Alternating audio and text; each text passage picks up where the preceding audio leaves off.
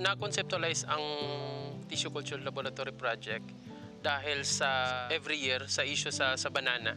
Malaki yung epekto ng sakit ng banana dito dahil sa pabago-bagong panahon at sa problema dun sa plantlets na hindi siya disease resistant. Ito yung nagiging dahilan para mag-conceptualize ang Good Neighbors ng project na kung saan ito ay makakatulong sa mga farmers na makaprovide tayo ng disease-resistant na variety ng Cavendish banana.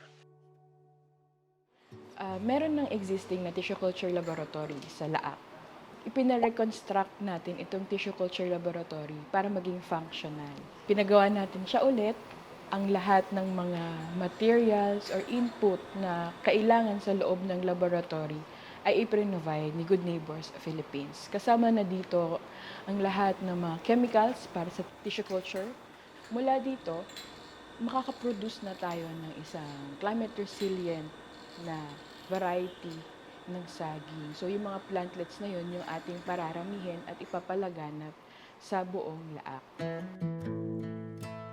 So bali yung role ng local government units, sila yung nagpro-provide ng mga chemist, yung mga human resources or mga tao na nag-ooperate sa laboratory. Nagbibigay din sila ng financial resources, no? Sa pag-retrofit ng tissue culture laboratory natin. Para sa sustainability ng project, tutulungan tayo ng LGU para makapacitate yung mga farmers natin na na-engage sa project na ito. Nanggaling po ang variety natin or cultivar natin sa isang mother plant ng banana na granay, na kung saan yung anak po ng mother ang dadalhin po natin dito sa tissue culture laboratory at yun po ang ipaprocess natin para dumami. Pumasok sa interest po ng local government unit na magtayo ng isang banana tissue culture laboratory para naman matulungan sila doon sa planting materials na pwede nilang magiging source sa kanilang pananim. Minsan, magkakaroon din ng problema ang local government unit doon po sa fundings. Buti na lang, bumating yung Good Neighbors International, dumating siya as partner. Kasama namin sa pag-implement, nakita din nila ang kabutihan na pwedeng may tulong sa mga magsasaka ng banana. Unya nagbata gyud mi nga mag-uuma gyud mi gikan sa amo ang ginikanan.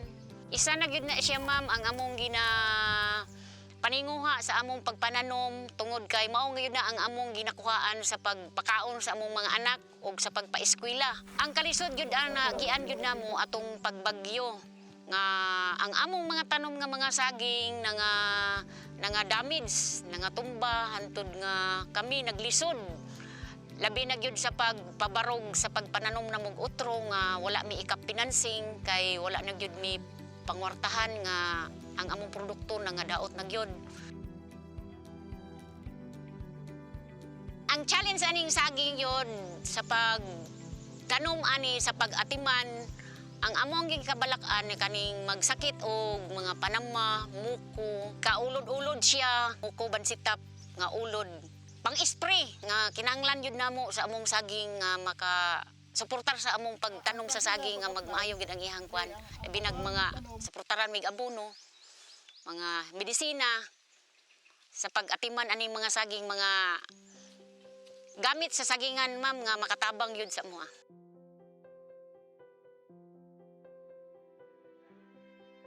So dito sa Farmers Field School natin, sa project natin, gumawa tayo ng module, naka-indicate na lahat ng SOP from planting to harvesting. Andun na rin, nakapaloob na din ang pest and disease na identification, pest and disease control, yung biosecurity ng farm natin. So, lahat ng mga activities na mangyayari dito sa farm, naka-incorporate nandoon lahat sa module. So ang module will be the basis na ng farmers para sa replication nila doon sa kanilang mga field. Isa rin sa pinakalaking tulong yung natutunan namin, yung galing sa Good Neighbors na technician. Katulad ng paglagay ng fertilizer, putting ng saging, yung sa ilalim, pagsimula ng pagtanim. Iyon ang natutunan namin na kinikilo pala yun bawat pagtanim.